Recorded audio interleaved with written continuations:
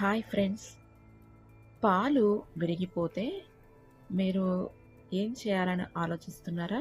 లేదంటే విరిగిపోయిన పాలని పారబోసేస్తున్నారా? అలా కాకుండా నేను ఏ విధంగా అయితే చేశానో ఆ విధంగా మీరు కూడా ట్రై చేయండి. మీకు డెఫినెట్‌గా నచ్చుతుంది. వీడియో మాత్రం ఎక్కడ స్కిప్ చేయకుండా ఫుల్‌గా చూడండి.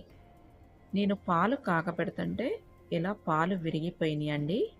అందుకని నేనేం చేశాను అంటే, విరిగిపోయిన పాలని ఇలా ఒక క్లాత్ తీసుకొని దానిలో ఇలా వడబోసానండి.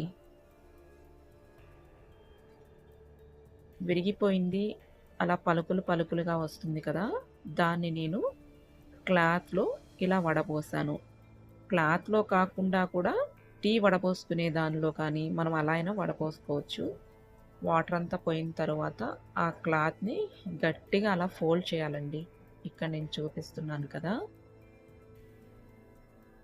మొత్తం ఇలా గట్టిగా చుట్టేసి ఫోల్డ్ చేయాలి. ఆ వాటర్ మొత్తం పోవాలండి.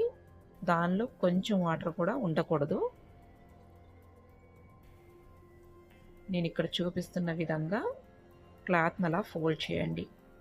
అలా ఫోల్డ్ చేసిన తరువాత దీని మీద ఏదన్నా బరువు పెట్టాలన్నమాట. నేను రోల్ ఉందండి. చిన్న రోల్ ఉంది. దాన్ని నేను బరువుగా పెట్టాను.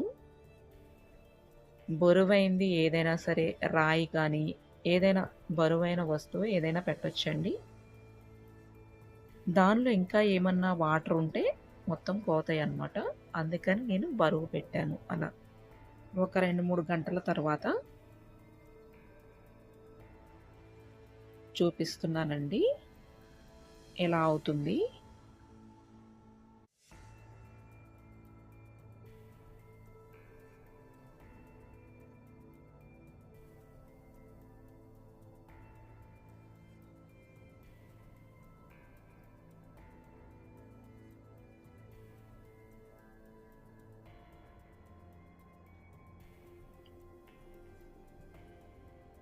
ఎంత చక్కగా ఉందో కదా!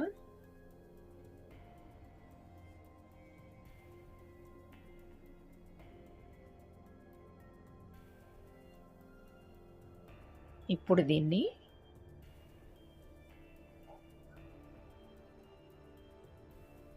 దీనిలో ఏమి వాటర్ లేవండి. మొత్తం వాటర్ కంటెంట్ అంతా పోయింది. ఇప్పుడు దీన్ని పీసెస్‌గా కట్ చేసుకుందామండి. పన్నీర్ పీసెస్‌గా కట్ చేసుకొని దీన్ని ఫ్రిడ్జ్‌లో స్టోర్ చేసుకుందాం.